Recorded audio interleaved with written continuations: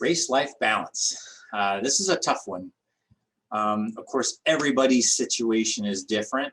And so obviously taking off, 15 days to go to a race in Ecuador. And I think pretty much everybody is not bringing their family with them. So how do you pull this off, this race-life balance?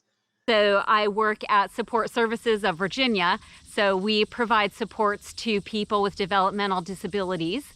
It's a great mission, a great company, and I am so grateful that I'm able to work remotely. So I do the accounting, I oversee the accounting for the company. In my personal situation, I'm an entrepreneur. So I own a couple companies. We support people with intellectual and developmental disabilities across the state of Virginia, hence the name Team This Ability.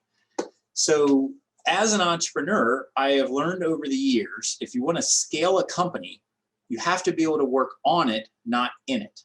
So if I am the guy doing the actual work with the customers, whether it's service or making a widget, then I can't be the guy scaling the company.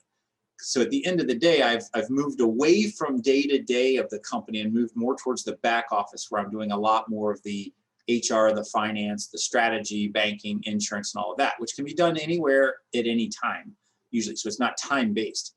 It's also stuff that doesn't happen like it has to happen all every Tuesday or every Wednesday or whatever. A lot of this I can push off for a week or two. Pretty easy to travel and not be interrupted by work. I'm able to take the time off to go. I work in a school system, and my September through June is usually dedicated into work. Very little time to take off unless it's a scheduled holiday. And so during the summer, I do have extra availability to go away. So that's why I can take the time off to travel. I have the vacation time coming to me. The fortunate thing is I can work remote, so I'll actually be working from Ecuador, and then being able to work and then train and just enjoy Ecuador for 9 days. I am doing this race on top of a full-time job. Also, as an entrepreneur, there's some entrepreneurs go like they want to go big, go quick. They're working 12, 14-hour days. They're trying to grow, or make profit or whatever. So that's one strategy, but the problem is, at the end, you got all this money and all of that, but you're 60 and you can't go do an adventure race, right? So I didn't want to do that. The other strategy is grow the company and sell it and then basically retire and then just go do what you want. But I kind of like being an entrepreneur. So I'm kind of like, how do I balance these two things? And so what I realized is it is possible to lead your company. If you work on it, not in it, you can actually do stuff semi-retired while still working and keeping the company going, because you've delegated the stuff that is very specific to day, and I keep the stuff that I like doing, I'm good at, and it doesn't take me away from international travel. In terms of the training, go to bed early, watch less TV. I train in the morning. I like starting my day off with the exercise. I feel better as a worker and as a partner and as a husband and as a parent when I have that. And so I train as much as I can during the week. And then I try to go big at least one day on a weekend, if not two. You have to rest too, though. I mean, fitness equals stress plus rest. So let's keep that in mind. Another way that the kind of the race life balance is, we are, at least Andrea and I, but I think Dirk and Brian are the same. We are adventure racers at heart. We are adventurers. Our normal day-to-day, our normal week-to-week, we want to be outdoors doing adventures. So it's not something that we just do here and there. It's a lifestyle that we've created. And so so I've got a cargo van that we live out of anywhere from 100 to 120 days a year.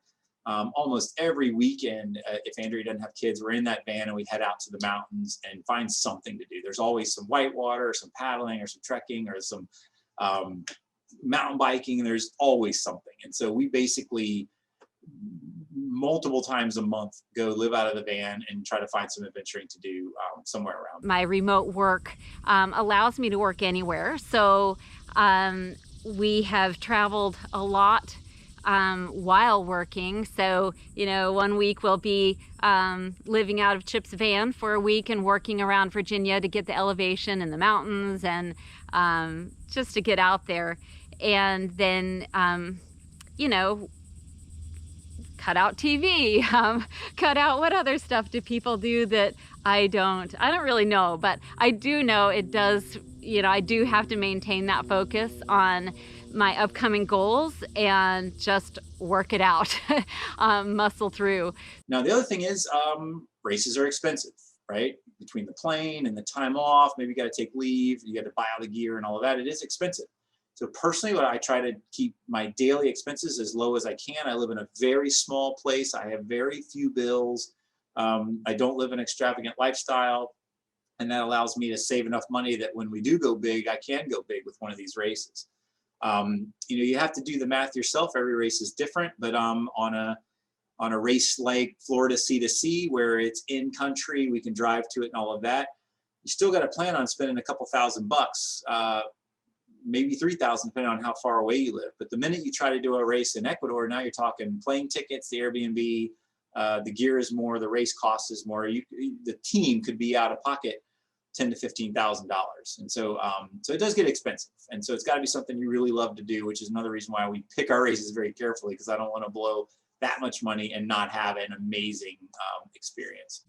So race life balance is pretty tricky for me. It really requires a lot of focus and a lot of maintaining priorities. So I have 3 kids. My oldest is 20, who has Down syndrome. My youngest is 15, so they're in high school ages right now. We're getting ready to do college tours, and my son's getting ready to do a new work experience that I'm excited about. And my youngest daughter is in band, so there is just a lot of stuff to juggle. And I also have the help of their dad, who is at least a half-time parent, if not more.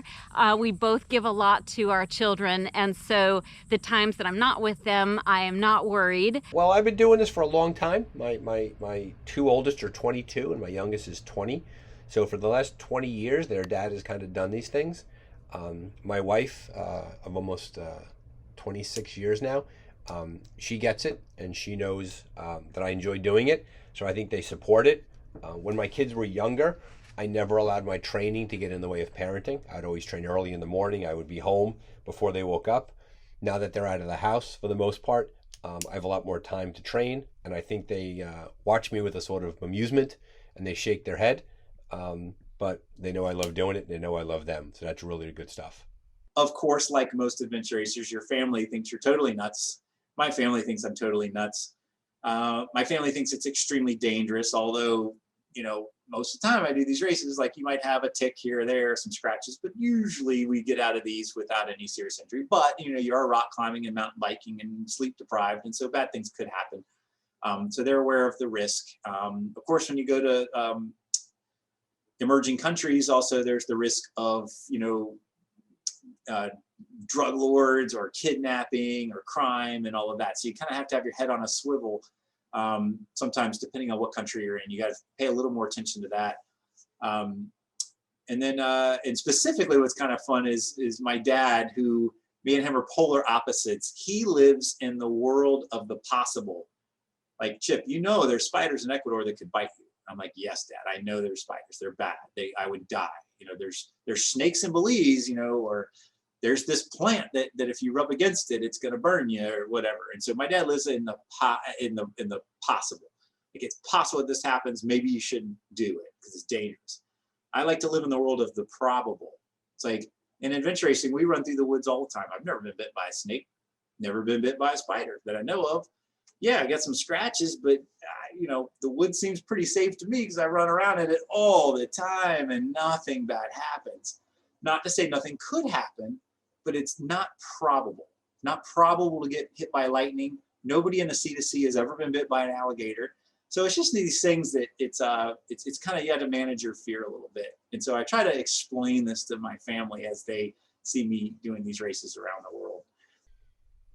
Yeah, balance is a complex thing, right? All things in moderation. It's hard to talk about that when we go and we race for 96 hours across foreign countries. But I think that the idea of work-life balance sometimes is a bit of a myth. I think the trick is to build into your life the ability to do the things that you enjoy doing as much as you can. I don't tolerate my job. I don't tolerate my family. I don't tolerate my training. I enjoy all of those things, and I enjoy that I get to do them. So the idea of balance is a little bit upside down. For me, it's just that I have the opportunity to go and to be this person doing these things at this time. I try to get a lot of outdoor time. I try to exercise daily, and I try to build my work around my life as opposed to living my life to work. Just doesn't make sense to me. So hopefully this helps.